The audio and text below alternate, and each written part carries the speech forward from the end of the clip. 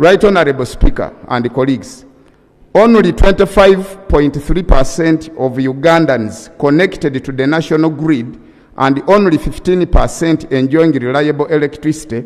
Rumors have it that where we export or sell our power, importers enjoy a unit price cheaper compared to us exporters, Right Honorable Speaker.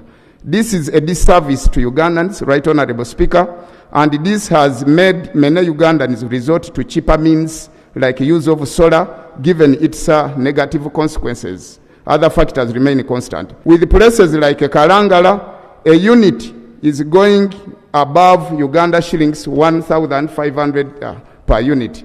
This government owes an explanation as to why electricity is still costly to us Ugandans compared to our neighbors where we do export electricity. Right Honorable Speaker, point number 2 of dissent is inadequate information on the project and the power capacity.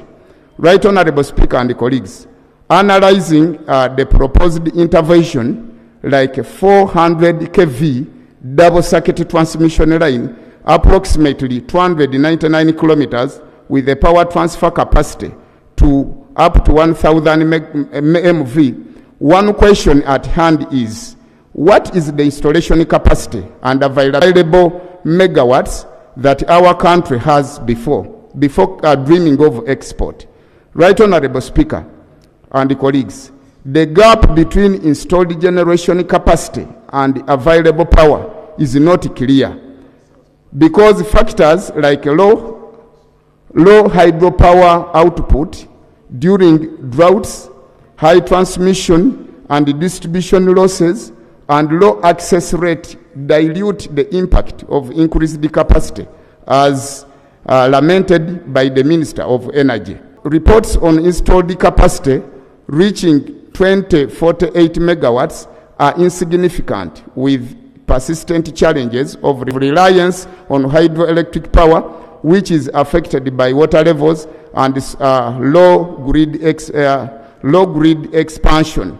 Additionally, Right Honorable Speaker and colleagues, the statement from the Managing Director of Uganda Electricity Distribution Company Limited portrays that power demand has increased to 10% per annum in the country and is enough to fast-track power distribution and extension to Ugandans than borrowing power for export, Right Honorable Speaker. We here to recommend as follows. We recommend that this House, in the spirit of minimizing the reducing loan appetite for Ugandans, that is seeing almost above 50% of the national budget tied to debt management, not even service, in a spirit that our debt to GDP has increased nearly to 52%, we request this Parliament to stand over on this loan for the following reasons, Right Honorable Speaker and colleagues. 1, the Attorney General to lay before this House the memorandum and the contract terms, probably a contract obligation that regulate the export of power to our neighbors. This embeds the selling price of a unit of power to our neighbors. 2, Parliament resolves to reconsider this proposal to instead look for cheap credit to extend the power to Ugandans as opposed to heavy borrowing for export, yet many Ugandans are not yet connected to the national grid. Right Honorable Speaker. We hereby conclude as follows.